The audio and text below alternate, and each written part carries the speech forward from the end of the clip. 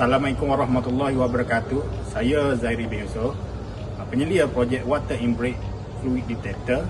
Saya berharap projek ini dapat membantu sektor otomotif negara dan memberi keselamatan kepada pengguna jalan raya.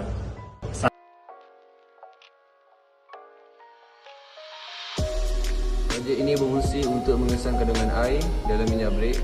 Hal ini sangat penting kerana minyak brake bersifat hidroskopik, iaitu menyerap kelembapan daripada udara. Kami mereka sensor sendiri dengan menggunakan konsep pengkonduksian elektrik. Sensor akan mengesan kandungan air di dalam minyak brake dan menghantar terus kepada Arduino. Kemudian paparan LCD akan memaparkan kandungan air apabila kandungan air mencapai 3% di dalam minyak brake.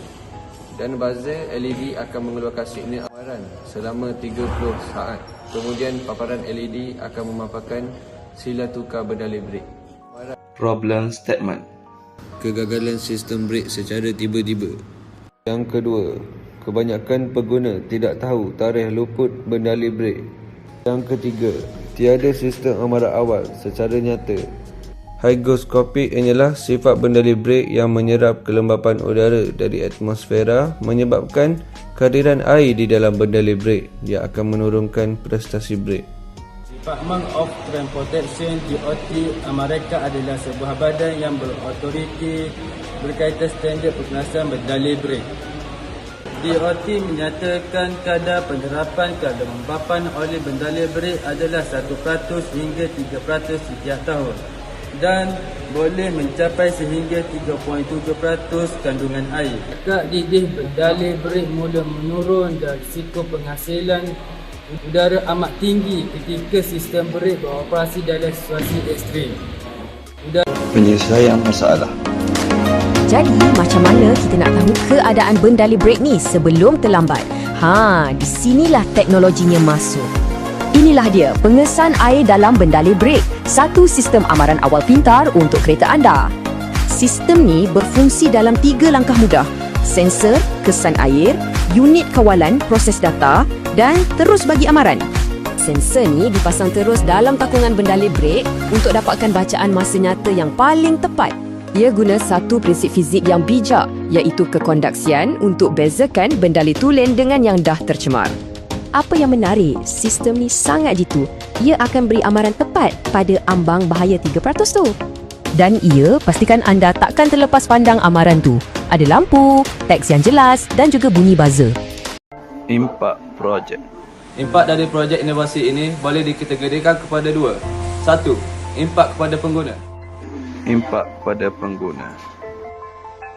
2. Impak kelestarian kepada alam sekitar kita berasaskan SDG 3912. Impak kelestarian. Selaras dengan matlamat pembangunan mampan, prestasi ini menyokong SD3 kerana ia menyumbang kepada peningkatan keselamatan kenderaan dan secara langsung mengurangkan risiko kegagalan brake. Untuk SD9, dari segi teknologi, inovasi ini memenuhi kriteria SD9 dengan mengintegrasikan penggunaan mikro pengawal atau microcontroller dan penderia pintar yang canggih. Inovasi ini juga menyokong SD12 dengan alat. Ini penukaran bendalih brake hanya dilakukan apabila benar-benar tercemar. Langkah bijak ini dapat mengurangkan pembaziran dan mencegah pencemaran alam sekitar. Potensi pengkomersialan. 4 perkara utama. Yang pertama adalah penyelesaian masalah pengguna yang berkaitan dengan masalah kegagalan sistem brake. Yang kedua adalah nilai industri dan harta intelek. Ia menarik minat pengeluar kenderaan untuk mengintegrasi teknologi kepada model keluaran mereka. Yang ketiga adalah produk aftermarket, di mana memfokuskan kepada kenderaan yang tidak memiliki sistem kawalan elektronik.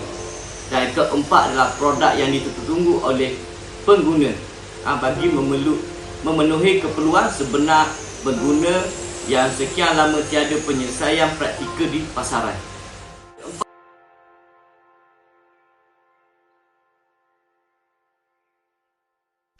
Demonstrasi projek. In Brake Fluid Detector kita bekerja. Langkah pertama ialah kita kena onkan ignition switch. Apabila ignition switch ini di-onkan, sistem berada dalam keadaan mode standby.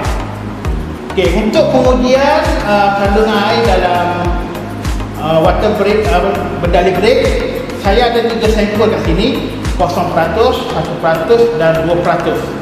Saya akan ambil dulu sampel 0%. Okey. Kemudian sensor ini kita celupkan di dalam sampel ini dan sistem akan mula bekerja dan membaca normal. Okey, minyak brake dalam keadaan normal. Minyak brake yang tulis 0% air. Seterusnya, apabila minyak brake itu digunakan, contohnya dalam tempoh 1 tahun, dia menyerap air sebanyak 1%. Sekarang kita uji sampel yang ada 1% air.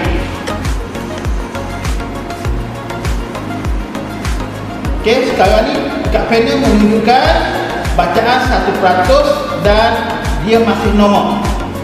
Manakala buzzer dengan lampu penunjuk amaran masih belum menyala sebab dia masih dalam kategori normal. Seterusnya, sampel yang ketiga iaitu kandungan air sebanyak 2%. Ini dia, ataupun 2 tahun penggunaan. Okey, saya ambil sensor, celup dalam sampel kita. Okey, so sistem mengesan air sebanyak 2%, buzzer berbunyi dan juga lampu amaran LED menyala. Jadi manakala di skrin akan memaparkan maklumat tukar bendali brake. So ada 3 amaran yang dikeluarkan oleh microcontroller. Sekian, terima kasih.